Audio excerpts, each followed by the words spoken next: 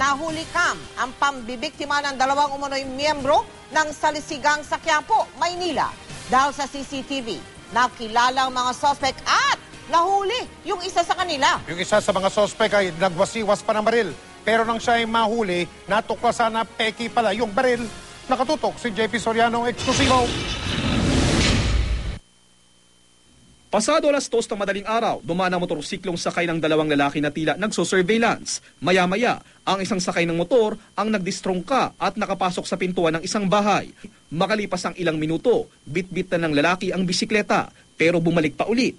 Paglabas, tumatakbo ng bit-bit ang isang bag at shotgun na nakuha naman sa isang security guard sa katabing residential compound. Nakita po namin yung yung pagbukas po ng gate para pong binubuksan po siya ng taos. Pumasok po siya, nagtagal po siya ng mga 5 minuto, tapos bigla pong lumabas. Bit-bit na po yung bike ko. Pasado alas 3 kaninang madaling araw, makikita ang lalaki na pumasok sa isang kainan. Paglabas niya, tila may bit-bit at may dala ring parang Uzi assault rifle na winawasiwas pa matapos makasalubong ang isang lalaki. Matapos ang insidente, inireport ito ng may-ari ng kainan sa barangay. 4 na cellphone at pera daw ang nakuha ng lalaki. Matapos ma-preview ang CCTV ng barangay at makausap ang mga saksi, natukoy nila ang suspect na dati na pala raw na may iba't ibang reklamo ng pagnanakaw, snatching at iba pa. Kinilala ang suspect na si Saddam Dilonogun, 20 taong gulang. Talagang hindi na namin tatantanan. Kagabi pa talagang nagsosorbi na sila.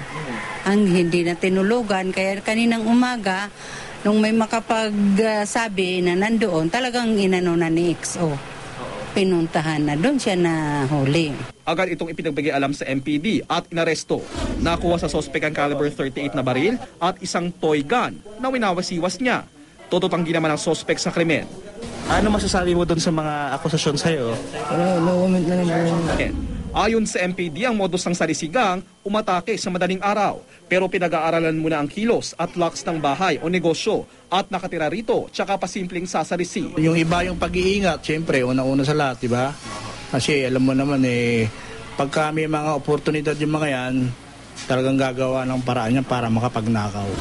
Kasong robbery at illegal possession of firearms ang isasampang reklamo sa suspect habang pinaghahanap pa ang ilang pang-miyembro ng salisigang na nakita sa video.